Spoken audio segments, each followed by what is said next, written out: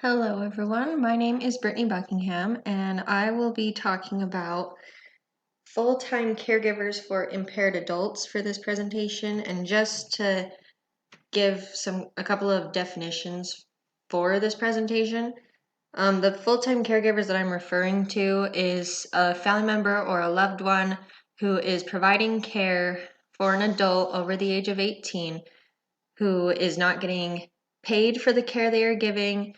They are not like a trained professional. They are not employed to be providing care. It's termed an informal caregiver, and that's the term I'll be using in the presentation. And then the care recipient is referring to the impaired adult that is requiring the care. So just so you guys are aware. So the first thing we'll be talking about is the media and how caregivers are portrayed in the media.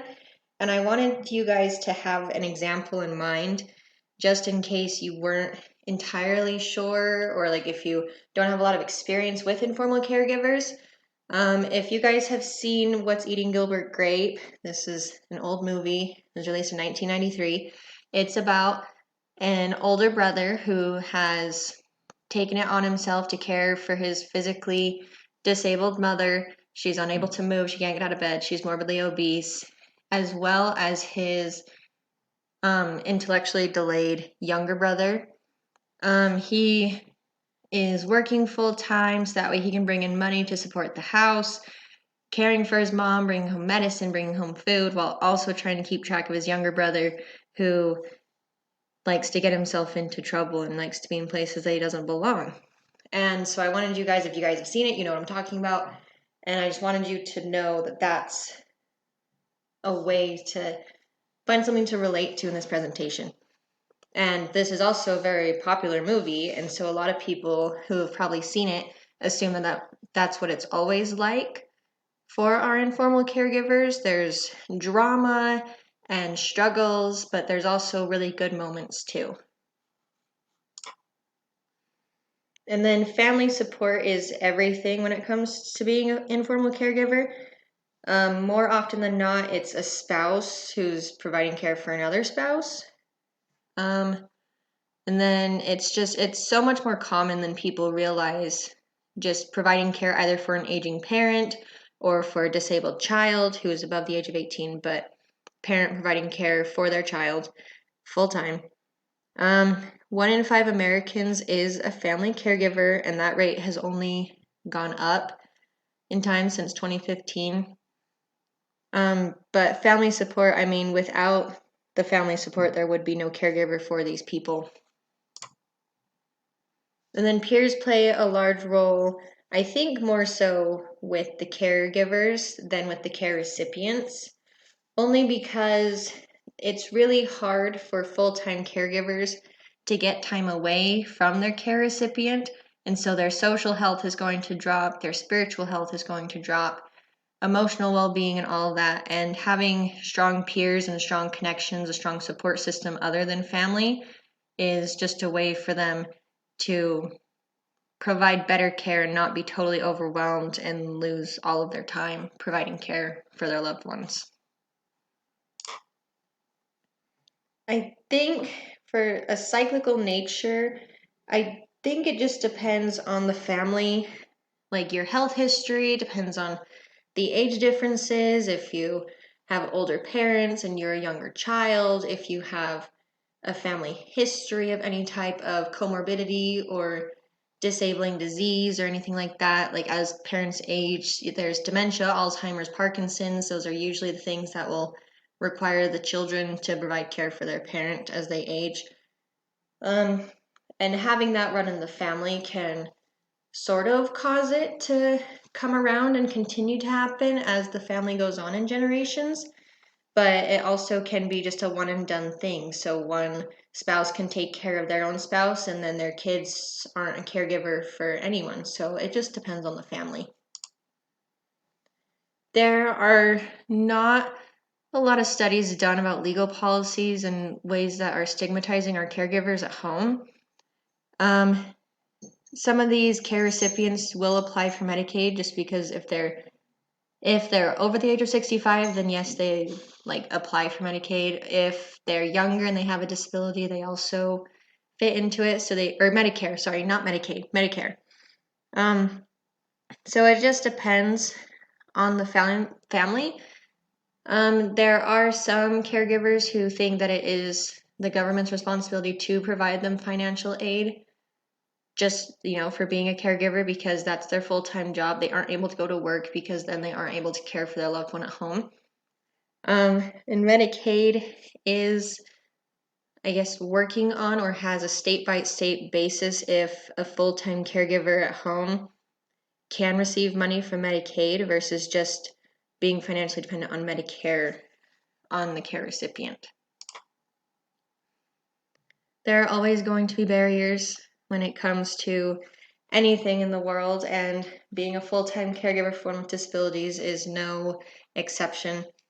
There can be problems, financial issues. Someone who wasn't expecting to be a full-time caregiver is now a full-time caregiver, and now they're unable to work. If someone has to move in, if someone ends up wheelchair bound and their house isn't wheelchair accessible, there needs to be remodeling done. If they're not able to get around via transportation, there needs to be a way for them to get transported around. So there's just always going to be something. And like, even if they are able to get around, are they able to go grocery shopping on their own? Can they go into the stores, come out of the stores, and get everything in where they need it to without, any perishables going bad if they're on the bus, or if they lose something, if they're able to move all their groceries? There's just so many things that can get in the way of it. So ways to get around that: there's been just an increase in delivery drivers, in Amazon purchases, things that can be delivered to your home, so there's less of a need to go around. But not everyone is able to do that. Not all of those are accessible in every location, so it's not a fix-all for everything. And then obviously, like I said before, with financial difficulties, if you're unable to financially care for yourself, you're not going to be able to provide care for a loved one as well, especially if it's an unexpected thing that comes on and you end up taking responsibility for it.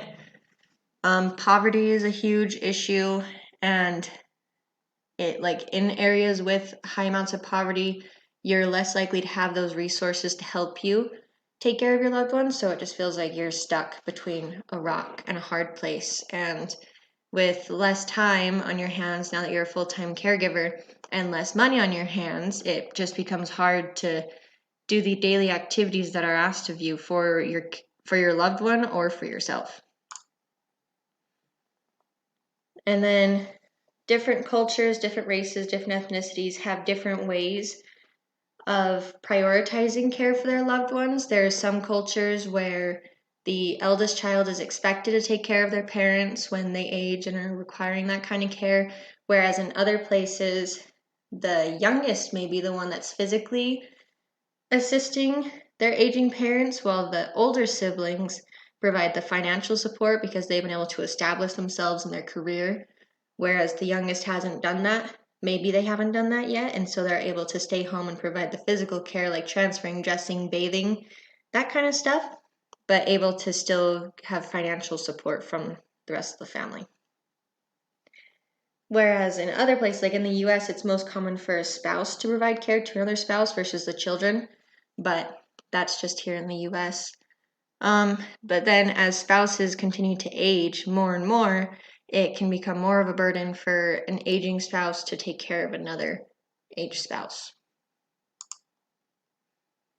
And then with religion, it can be very hard for someone to remain like spiritually, not spiritually active, but spiritually like available and participating in their religion. That can cause spiritual strain on the caregiver because they may not be able to take their loved one to church, or if their loved one doesn't go to church, then maybe they're just not able to participate in those kind of activities, and that can be taxing. And then with gender, and this will fit into bias a little bit later on as well, is that when you first think of an informal caregiver at home, you're probably thinking of a daughter or a wife taking care of a loved one, but that's not always the case, but it is a majority of the cases. And so like the Like, there are more female caregivers at home than there are male caregivers. And the higher aged a care recipient is, the more likely it is that you have a female caregiver. Whereas the younger the care recipient is, the more likely it is to be male, which I thought was interesting. And then location, and as I talked about this before with poverty, is like if you're not able to get your care recipient to the locations they need to be in, then you're going to have a hard time going to hospitals if they need to be rushed to the hospital, following up at clinics, grocery stores, pharmacies, anything that you need to have transportation for. If you are in a poorly located area, I guess, you may not have access to all of those things. And then back to bias. Back to the just whenever someone mentions a caregiver, you're more likely to think of a female than you are a male. But that's not always the case. And then with explicit bias, it can, depending on your experiences, you may just assume that you, like, every caregiver at home is going to do the same thing as others do, but that's not always the case either. So you may make different decisions for a person, for a care recipient, if the caregiver is present, whereas if it was just the care recipient, you may make a different choice regarding their care. These are a few of my references. Thanks so much for listening.